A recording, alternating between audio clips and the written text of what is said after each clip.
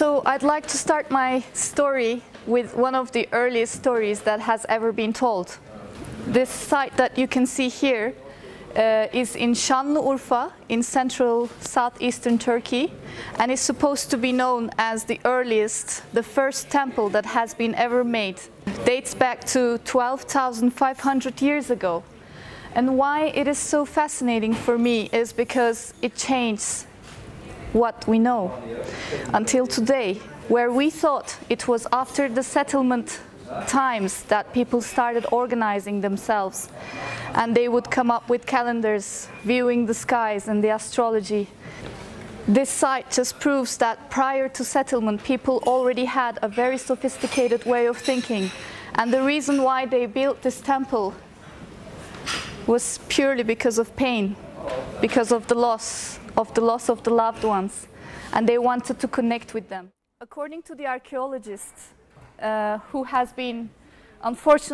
passed away a few weeks ago, who has spent his 20 years living in Turkey trying to find the mysteries of this site, according to him, what we are learning today is that actually civilization is a product of the human mind. And this tells me a lot. And this made me so much more interested with working with the nomadic people today.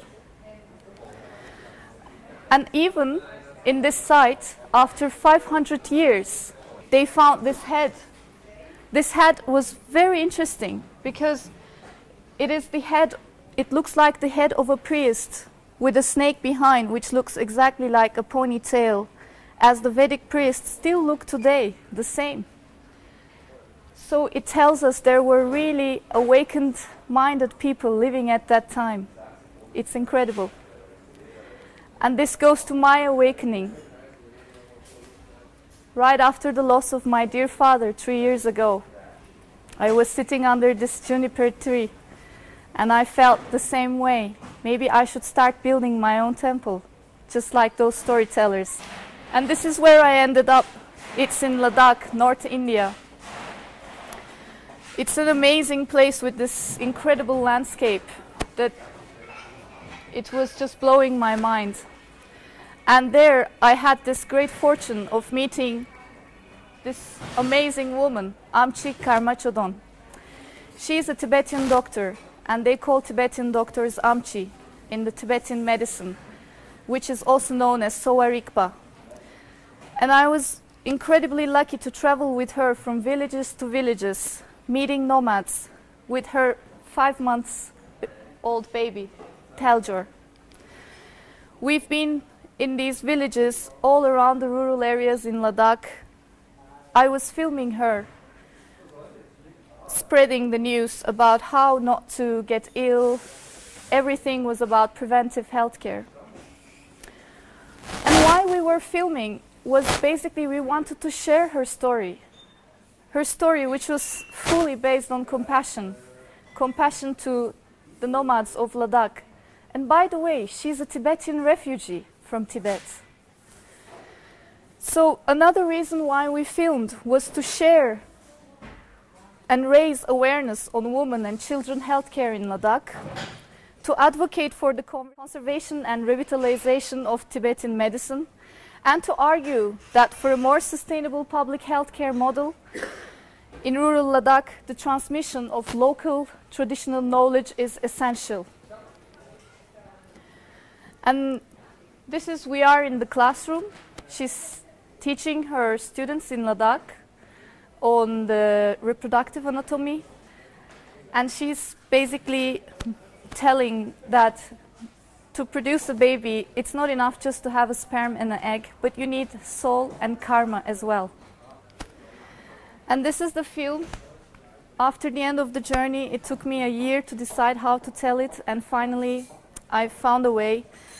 And it went really great.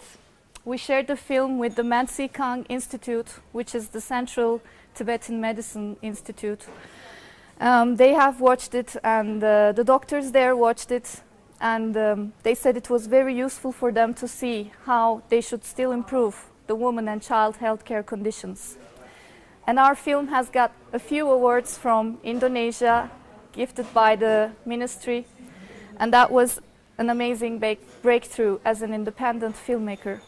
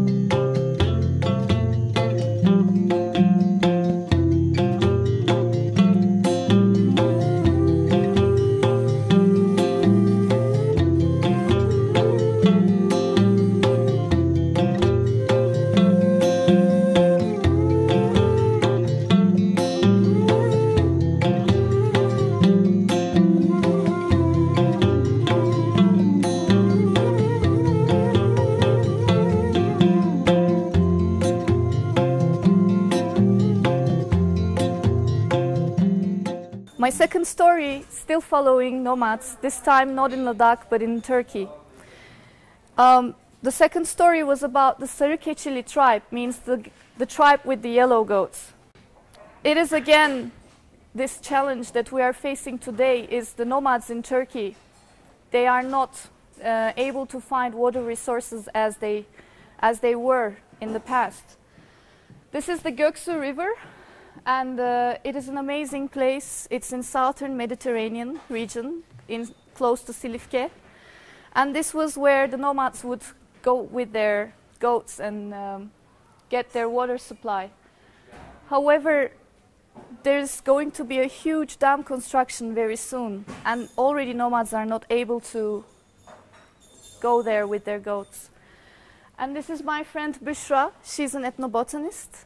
And we thought, okay, then why don't we just follow the journey of the nomads and see what are their difficulties, and let's communicate that with wider audiences and use this as another activism project.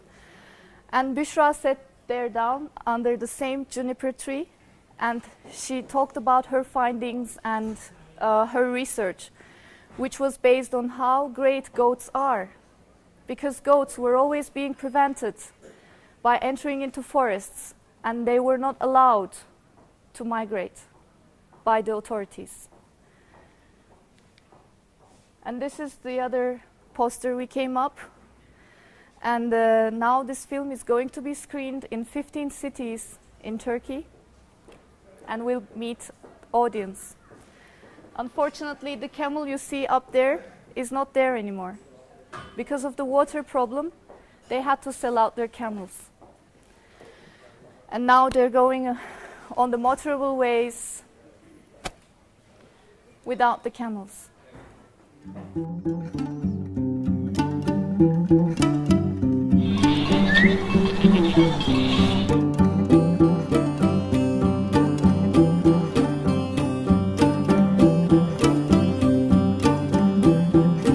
Ерке тотың мен болсам, сері жігіт бері қарашу.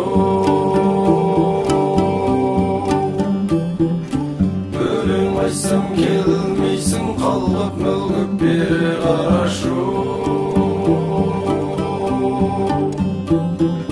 Ерке тотың мен болсам, сері жігіт бері қарашу.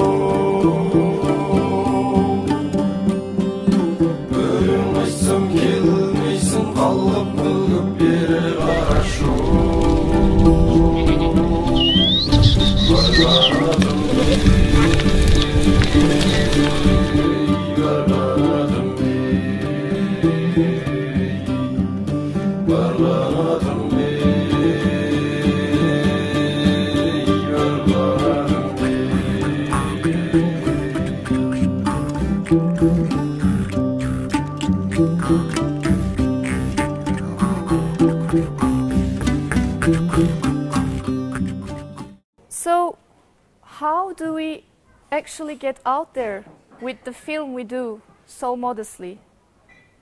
Just us, the anthropologists, the researchers, and the people we're filming. How does that even happen? How can us independent storytellers achieve visibility and compete in this environment where mass media, profit-making companies, and people in power are in control of? Who would take us serious? Well, I kind of thought I'll just do whatever that I can do, and exactly the opposite way that I've been asked from. So I would just go for a shared experience, a participatory experience. Instead of thinking how much my budget should be, I'll go there zero budget. I'll just go there and make friendships lasting forever. And if I'm lucky enough to be accepted into the community, the whole story would open up to me and to my fellow friends. And this is how it works, maintaining the self-critical passion for revealing some hidden aspects of ourselves and our society is the essential way to go for this story, I thought. Acknowledging that social change will only follow through individual transformation. So first, yourself has to change, that you can see the change around you. So forget about these money issues, forget about who's gonna watch it or not, just do it. Just go out there, take a small camera, and just go for the experience. That's all you need. That's it. Nothing more. You don't need anything else. So this is my friend Enzo. He is one of the great proofs of going out there with zero money in his pocket. He is the first refugee guy from Congo to live in Istanbul, making the first reggae album in Turkish history. He has become really famous, but yet he is still a refugee. He doesn't have the right to work. He doesn't have the right for education. He doesn't have the right for health. But still, he makes his music. And he makes me go, makes me continue. And we've been working about his life story for the last 2 years, which I'm going to share with you now with a video clip.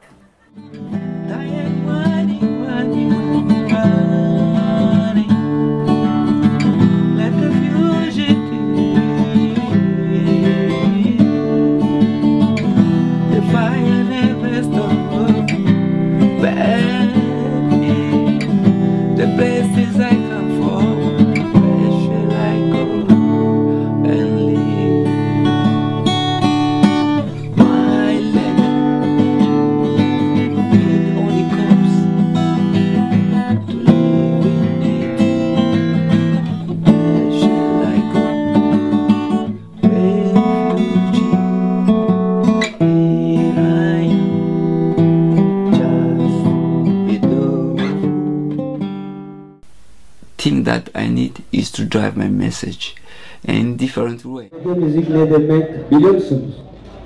Böyle demek rasta saçlarını değil yani demek.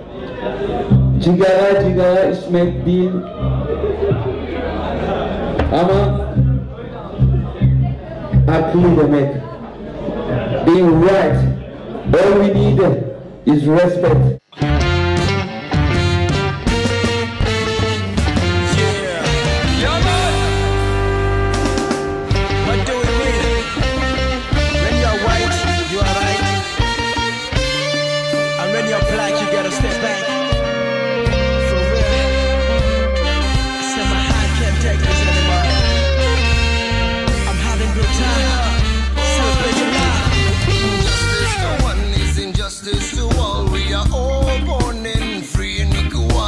No one is inferior, no one is superior, no one bold.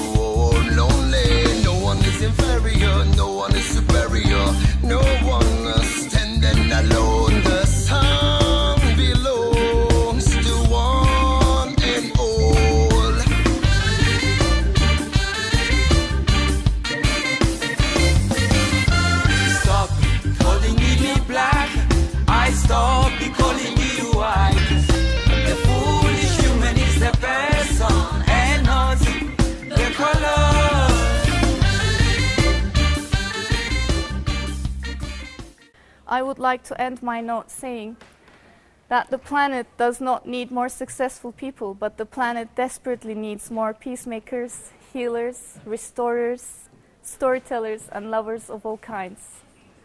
The 14th Dalai Lama.